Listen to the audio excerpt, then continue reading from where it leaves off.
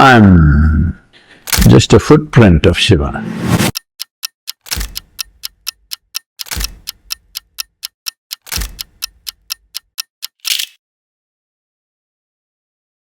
That's one of my wishes.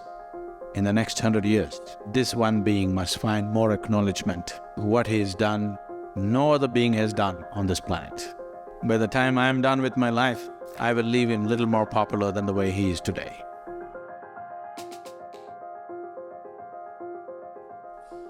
We are not talking about Shiva versus somebody else, because that you refer to as Shiva includes all these things that you're talking about. Just one little dimension, this or that, they found out and they started talking about it and they became popular. I'm not trying to belittle them, they're all wonderful human beings who've done great service to humanity. But I'm saying, in terms of perception, there hasn't been another being like him.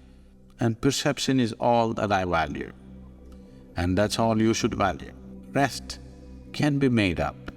Anything that you can talk of the world, talk in the world, nothing is left out of his life. He's so complex and so complete. And he did not have a teaching, he only had methods, that's the most important thing. There is no teaching from Shiva, only methods.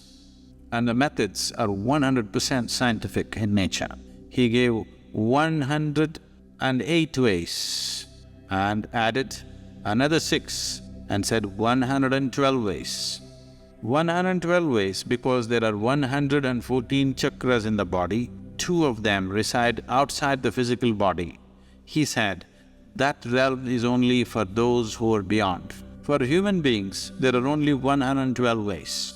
And he showed clear methods as to how you can exploit these 112 dimensions of how this life is made, how you can, through each one of them you can realize. It's a beautiful story. When he was expanding the mechanics of life with the 7 sages, he had one witness, she's Parvati. She's already realized. He taught her, or he made her realize in a very intimate manner. But when the 7 sages sat, he went into a completely different dimension of exploration.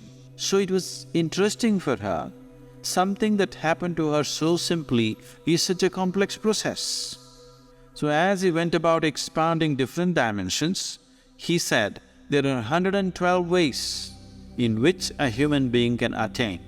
She being a woman, she being realized, and above all, she being the wife. She said, why only 112? There must be more ways. He was looking at the mechanics of life, exploring things. He's not giving a teaching, he's not giving a philosophy. As he was exploring, he saw this as a disturbance. He waved her aside. He said, there are only 112. She says, I will find more. He said, you go and find. Then she went. She's already realized, she's trying to explore different ways to find it. After, they say, many years of sadhana, she came back. He was still talking to the Saptarishis, or the 7 sages. She being his wife, she can come and sit beside him. But she came and sat one step below. She did not want the sages to know, but she wanted him to know that she's failed. So there are 112 different ways. What Shiva is talking is mechanics of life. No philosophy, no teaching, no social relevance, simply science. At a time like this when humanity is in the kind of state that it is for various reasons, it's important the essential science of it is strengthened. So should I be devoted to Shiva? It doesn't make any difference to him. But if you are a devotee, devotion is another kind of intelligence. He will see things that nobody else will see. Because devotion means you're devoid of yourself. Between you and the ultimate reality, there is only one barrier, that is yourself. So, it is not about Shiva, it is about you. But you must walk with devotion. What you're devoted to, it doesn't matter. You must walk with absolute devotion. Devotion means you're devoid of yourself. Devotion means a heightened state of receptivity.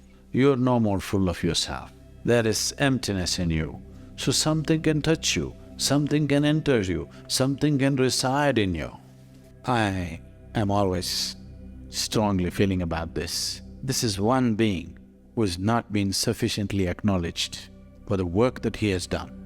Not as a god, for the work that he has done, for the knowledge that he spread, for the capability and empowerment that he did to humanity, the work that he did on human consciousness, for that he's not been sufficiently acknowledged. That's one of my wishes, that in the next 100 years, this one being must find more acknowledgement, because what he's done, no other being has done on this planet. I have enjoyed being his partner, and I know the depth and the dimension of his work, and he has not found even a fragment of acknowledgement that he deserves. Just saying somebody is a god is not good. As a being, what work he has done, he needs to be acknowledged for that. By the time I am done with my life, I'm sure I will leave him little more popular than the way he is today.